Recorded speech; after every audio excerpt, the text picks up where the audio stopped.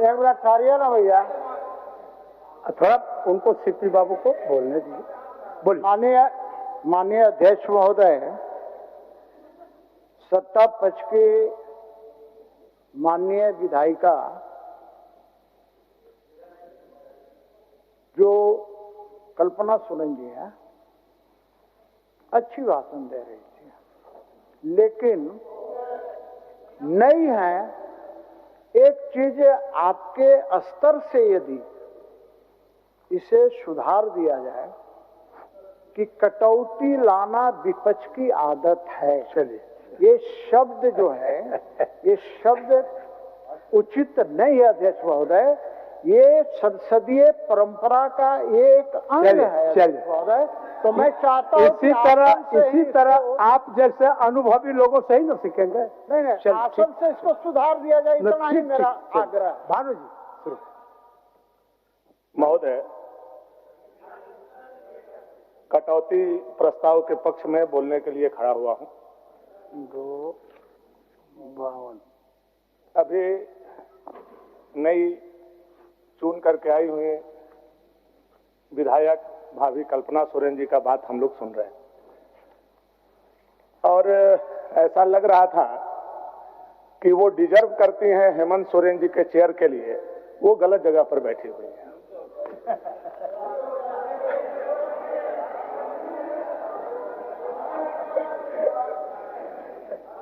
महोदय, ये अनुपूरक बजट जो आया है, ये ऐसी सरकार लेकर के आई है जो सरकार का स्थापना आदिवासी और मूलवासी के विषय को लेकर के हुआ था। ये आदिवासी के लिए हमारी सरकार बनेगी तो ये करेगी, हमारी सरकार बनेगी तो मूलवासी के लिए ये करेगी। और झारखंड के आदिवासी मूलवासी ने इस सरकार को मैंडेट दिया। 5 साल पहले यह सरकार स्थापित हुई। महोदय, दुख यह होता है कि जिस आदिवासी मूलवासी के बुनियाद पर यह सरकार की नींव रखी गई, आज केवल सदन को देख लिया जाए कि आदिवासी मूलवासी की स्थिति क्या है, तो सदन के कुछ चेहरे को देख लेने से आदिवासी मूलवासी के पूरे झारखंड का चेहरा सामने आ जाएगा। और 2 ही चेहरा देखना है महोदय। अगर आदिवासी का चेहरा देखना है तो चंपई दादा का चेहरा देख लीजिए, और मूलवासी का चेहरा देखना है तो बादल पत्रलेख का चेहरा देख लीजिए। यह आदिवासी मूलवासी के साथ यह सरकार ने कैसा अन्याय करने का काम। यह आदिवासी मूलवासी की सरकार है महोदय। यह आदिवासी मूलवासी की सरकार है जो आदिवासियों को भी छला, मूलवासियों को भी छला। ये आदिवासी मूलवासी की है सरकार महोदय। और इसलिए अभी हमारे माननीय विधायक बोल रहे थे कि यह बांग्लादेशी घुसपैठियों की सरकार है महोदय, कि बादल पत्रलेख जैसा व्यक्ति को हटा करके इरफान अंसारी जैसे व्यक्ति का एंट्री बताता है कि बांग्लादेशी का इस सरकार में क्या पैठ रखता है।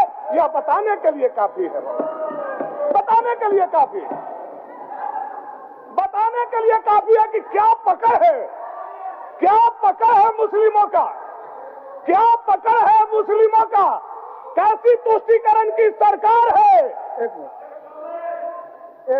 बोलिए, क्या बोल रहे थे माननीय मंत्री? अभी तो शुरू किए थे लोग। अध्यक्ष महोदय, मेरा एक सुझाव था अध्यक्ष महोदय कि माननीय जो विपक्ष के सदस्य है, सोते जागते उठते बैठते दिन रात बांग्लादेश का राग अलाप रहे। बांग्लादेश तो इनका झारखंड में काम नहीं है, इनका आदिवासी मूलवासी से कोई लेना देना नहीं है। इनको बांग्लादेश भेज दिया जाए, वहां ये राजनीति में फिट बैठेंगे। और दूसरी बात कि ये कभी इस पक्ष में आने वाले नहीं है। अब कम से कम 25 साल यहाँ के आदिवासी मूलवासी उनको वहीं बैठाएंगे और उनकी संख्या और देखिएगा दहाई भी पार नहीं करने देगी आदिवासी मूलवासी अध्यक्ष महोदय, दहाई भी पार नहीं। और भानु जी इस सदन में अगली बार नहीं दिखेंगे, ये मैं वक्तव्य दे रहा हूँ सदन में अध्यक्ष महोदय। आदिवासी मूलवासी की बात करने वाले और हमारी सरकार कैसे चल रही है, कैसे अपना बात हमारा समय अध्यक्ष महोदय नम्र निवेदन है, हमारा समय जोड़ लीजिएगा महोदय, जो वो अच्छा कटौती हो रहा है। महोदय, दो इसलिए बोल रहा हूं, राज्य आदिवासी मूलवासी विरोधी सरकार है महोदय, मैं इसलिए बोल रहा हूं महोदय, मैं प्रमाण के साथ बोल रहा हूं। मैं कोई ऐसा बेतुका बात सदन में नहीं बोलूंगा जिससे कि सदन का समय जाया हो और बेतुका बात बोल करके समाज में अपना हम लोगों को भी किरकिरी नहीं कराना है महोदय। 1932 का खतियान लागू करेंगे, मूलवासी आदिवासी को नौकरी देंगे, ये हमारी घोषणा के साथ हमारे मुख्यमंत्री जी की घोषणा कितनी प्रबल रही है महोदय। जब टी-शर्ट पहन करके आप भी आते थे महोदय, याद हो, जगन्नाथ दा दुनिया में नहीं है, वो आते थे महोदय, याद होगा, मथुरा दा बैठे हो, टी-शर्ट पहन करके जब आते थे 1932 का खतियान लागू करेंगे। आज मैं पूछना चाहता हूं, 5.25 साल हो गए आपके सरकार के, कहां है 1932 का खतियान? कहां है आपका 1932 का खतियान? जवाब दीजिए। झारखंड का युवा पूछना चाहता है, झारखंड का मूलवासी पूछना चाहता है, झारखंड का आदिवासी पूछना चाहता है, कहां है 1932 का खतियान आपका? आपने बहाली किया महोदय, प्रमाण के साथ मैं कह रहा हूं, प्रमाण है, आपने बहाली किया नगर विकास विभाग में 28 लोगों का, इसमें 17 लोग महोदय, 17 लोग दिल्ली, बंगाल, तेलंगाना, हरियाणा, आसाम, मध्य प्रदेश, बिहार और उत्तर प्रदेश से आ गए। हमारे युवाओं के नौकरी को छीनने का आपने काम किया। और आप आदिवासी मूलवासी की बात करते थे, हम लोग भी मूलवासी है महोदय, दर्द है सीने में, तब यह बात जुबान के माध्यम से निकल रहा है महोदय।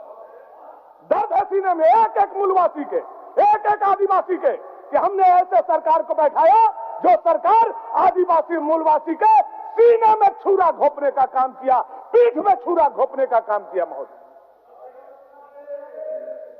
महोदय बाद में दे दीजिएगा ना दादा, बाद में एक बार दे दीजिएगा, सुन लें।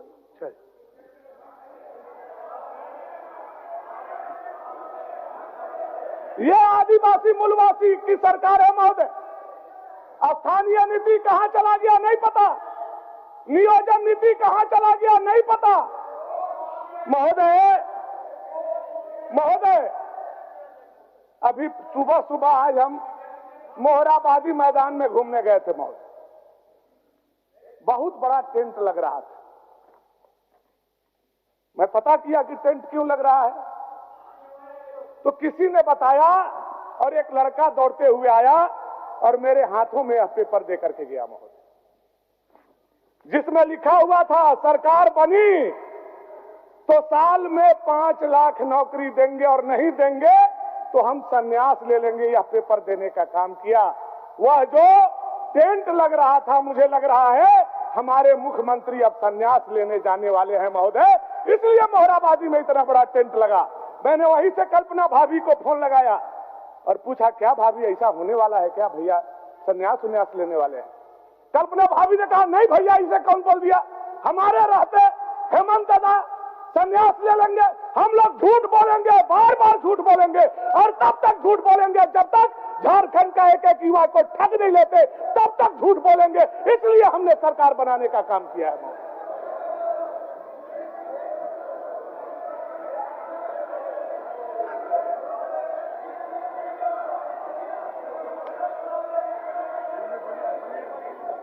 अच्छा, केंद्र शासित राज्य होने जा रहा है, केंद्र शासित राज्य होने जा रहा है। पार्लियामेंट का न्यूज आप लोगों ने सुन लिया और फिर आप लोग काहे काउंटर करते हैं? बोलने दीजिए भाषण, बोलने दीजिए, बोलिए। आप ऐसा नहीं बोलिए महोदय, आप आसन पर बैठ के ऐसा नहीं बोलिए। अरे हमारा बात नहीं है, वो पार्लियामेंट हम वहाँ का बात कर रहे हैं। वो एक व्यक्ति का न्यूज है, हाँ व्यक्ति का खबर है, वो पार्टी का खबर नहीं है, पार्लियामेंट का नहीं महोदय। आप आसन पर बैठ के इतनी हल्की बात नहीं कर सकते महोदय। अच्छा, हम असत्य बात बोले क्या महोदय? अच्छा वीरेंद्र जी, असत्य बात बोले, हम पेपर में पढ़े, अखबार में पढ़े, अखबार में पढ़े तो डर हो गया कि कहीं हमारा राज्य भी केंद्र शासित होने जा रहा है, इसीलिए बोले। चलिए आसन पर बैठ के बोलिए भानु जी, भानु जी बोलिए, भानु जी चलिए, भानु जी बोलिए। महोदय, अच्छा आप बोलने दीजिए, भानु जी को बोलने दीजिए। ये आज हमको समझ ये युवा को ठग करके आई हुई सरकार, सरकार का उत्तर है। नौजवानों को ठग करके आई हुई सरकार, नियुक्ति वर्ष 2021, खटाखट बहाली, गन लोड है, फटाफट निकलेगा नौकरी, और फटाफट नौकरी से लेकर के 67 रुपया तक आज तक नौजवानों को नौकरी देने का काम नहीं किया, बल्कि नौजवानों के भावनाओं से खेलने का काम किया। एग्जाम कंडक्ट कराए महोदय, लेकिन एग्जाम या तो रद्द कर दिए गए या तो पेपर लीक कर दिए गए, जिससे झारखंड के करोड़ों युवाओं के अरमान को आंसू में बदलने का काम आपने किया महोदय। या तो पेपर लीक कराया आपने, या तो एग्जाम को रद्द कर दिया। बार बार चंपई दादा बोलते थे 1 महीना में 40,000, हेमंत दादा है तो उसको घटा करके 30,000 कर दिए। ये बराबर आंकड़ा का खेल इन लोगों के द्वारा करके यहाँ के लोगों को बराबर लटकाने का, भटकाने का, अटकाने का और यहाँ के युवाओं को ठगने का काम किया। यह है हमारी आदिवासी मूलवासी की सरकार महोदय। महोदय, अभी कल्पना भाभी बोल रही थी, अनुबंध कर्मी, सहिया, सेविका और पता नहीं क्या क्या सबका नाम ले रहे थे। आंगनबाड़ी महोदय, ये है हमारे मुख्यमंत्री के घोषणा पत्र। अनुबंध कर्मियों को अधिकार जो भी है इसको अस्थायी किया जाएगा, 60 साल तक नियमित किया जाएगा महोदय। और इनके ट्विटर, जब ये नेता प्रतिपक्ष थे उसका निकाला हुआ, मैं चाहूंगा ये प्रोसीडिंग का पार्ट बने महोदय, मैं पढ़ करके सुना देना चाहता हूं। मेरा संकल्प है, अनुबंध कर्मियों को दूंगा उसका अधिकार, मैं झारखंड के अनुबंध कर्मी शब्द को हटा दूंगा। मेरी सरकार हर एक झारखंडी का सम्मान अपने जीवन में करेगी। हेमंत सोरेन जी का ट्वीट है 21 अक्टूबर 2019 का महोदय। 19 दिसंबर 2019 का ट्वीट है, हर अनुबंध कर्मी को उसका पूरा हक देंगे। ये इन्हीं का ट्वीट है महोदय, इन्हीं का ट्वीट है महोदय। ये भी 21 अक्टूबर 2019 का भाजपा देश के अनुबंध कर्मी व्यवस्था लेकर आई, तभी से उसने जता दिया था कि लोगों के आशाओं, आकांक्षाओं, उनके सपनों, उनके दिल में कितनी जगह है। लोग उसके सिर्फ खिलौना मात्र थे और रहेंगे। 5 लाख अनुबंध कर्मियों को पारा शिक्षक, आंगनबाड़ी सेविका, होमगार्ड, रसोईया, जल सहिया, मनरेगा कर्मी, कृषक मित्र, ई मैनेजर आदि को दमनकारी रघुवर सरकार ने प्रताड़ित किया। वह झारखंड के इतिहास के काले अक्षरों में लिखा जाएगा। मैं झारखंडी बेटा अनुबंध कर्मियों को उनका हक, उनका अधिकार जरूर दूंगा। सरकार बनते ही अनुबंध कर्मियों को नौकरी की व्यवस्था 60 साल तक के लिए किया जाएगा। अनुबंध कर्मी हटा दिया जाएगा, उनका मानदेय, उनका वेतनमान फिक्स किया जाएगा। ये है महोदय इनका चाल, चरित्र और चेहरा जो आज कुर्सी पर विराजमान है महोदय। बोलते कुछ और थे, चाय पीते थे उनके साथ, आज उनको जहर पिलाने का काम किया। पारा शिक्षकों को कैडर बना करके वोट लिया, आज पारा शिक्षक का सहायक अध्यापक केवल नाम बदल दिया महोदय, कुछ नहीं दिया। सहायक पुलिस को लाठी से पीटने का काम किया, मनरेगा कर्मी को बर्बाद करने का काम किया। पूरा अनुबंध कर्मी का जीवन हेमंत सोरेन जी ने पूरे उनके जीवन के साथ धोखा देने का काम किया, उनको पूरे जीवन का बर्बाद करने का काम किया महोदय। अभी बहुत बड़ी बड़ी बात लोग सुना रहे थे। केवल एक घटना इस सरकार के अनुपूरक के लिए काफी है।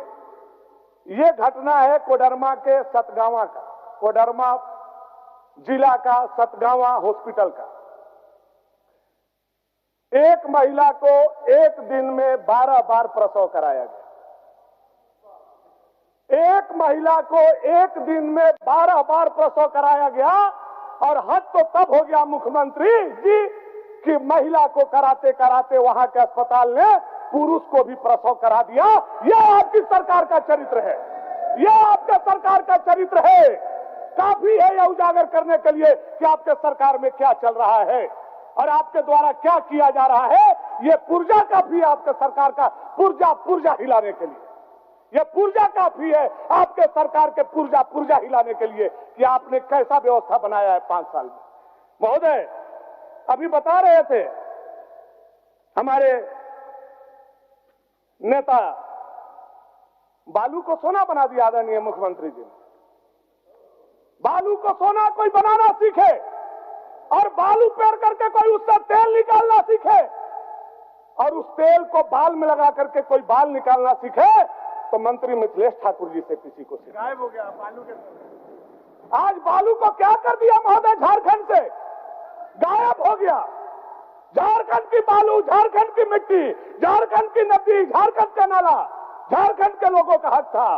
आज वहां का बालू नोएडा और गाजियाबाद जा रहा है और हमारा मूलवासी और आदिवासी एक मुट्ठा बालू लेने जा रहा है तो पुलिस आपका टोपी पहन करके बैठा हुआ है बालू के ऊपर। ऐसा लग रहा है पुलिस का नौकरी चोर डकैत बदमाश को पकड़ने के लिए नहीं, बालू वाला ट्रैक्टर पकड़ने के लिए लगा हुआ है। महोदय, ऐसा आपके सरकार में बालू को करने का काम किया। 5 साल में एक मुट्ठा बालू, हजारों गरीब का ट्रैक्टर थाना में, हजारों गरीब जेल के सलाखों के पीछे।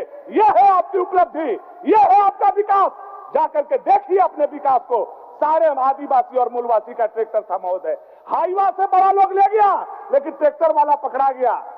महोदय, ये काफी है बताने के लिए कि ये सरकार का क्या सोच है, क्या समझ है, क्या विकास की परिधि है और कैसा यह सरकार चला रहा है। महोदय, भानु जी, महोदय मत खड़ा कीजिए उनको, विवाद होगा झूठों में। अच्छा 1 मिनट बोलिए। गोतिया है, को सहयोग कर रहा है, आपको सहयोग कर रहा है, वो हमारे गोतिया है, आपको पता है महोदय, सहयोग कर रहा है। देख महोदय, 5 साल पिछला 14 से 19 तक इन लोगों ने पूरा नोएडा, पूरा उत्तर प्रदेश, कहां हम लोग तो नाम भी नहीं जानते हैं, पूरा बालू बेचने का काम किया। इस सरकार ने उस पर रोक लगाने का काम किया। तो इन लोगों का पेट में दर्द होना स्वाभाविक, क्योंकि इन लोगों का मुख्य जो बिजनेस था ये जनता के प्रति कहीं से जवाबदेह नहीं रहे और ये सिर्फ यही 2 नंबरी काम करते रहे और बालू बेचवाते रहे और आज इस पर रोक लग गई है तो ये इन लोगों को पेट दर्द में होना स्वाभाविक है। एक बात और अध्यक्ष महोदय, जो ये कहते हैं कि नौकरी का जो ये रोना रो रहे हैं कि नौकरी, ये जनता, राज्य के जितने हमारे नौजवान युवा बेरोजगार हैं ये जानते हैं कि किसकी साजिश का शिकार हुए हैं। आज ये गिना रहे हैं कि बाहर के लोगों को नियुक्ति मिल गई, उसके अगर जवाबदेह है, उसके लिए पूरी तरह से दोषी है तो विपक्ष के लोग हैं। हम लोगों ने जो नियोजन नीति बनाई थी आदिवासियों मूलवासियों को यहाँ नियोजित करने के लिए, अपने नेता को कोर्ट भेज के और वहां से खारिज करवाने का काम किया, 60-40 का भ्रम फैला के और यहाँ नियोजन नीति रोकवाने का काम, नियोजन रोकवाने का काम किया। फिर भी सरकार धड़ल्ले से नियुक्तियां दे रही है और यहाँ के युवाओं को, यहाँ के बेरोजगारों को नियुक्तियां मिल रही है और इनके पेट में दर्द हो रहा है। अंतिम पंक्ति के लोगों को लच करके सरकार योजनाएं लागू कर रही है और इनके पेट में दर्द होना स्वाभाविक है। आप भी आपका एक बार हो गया है,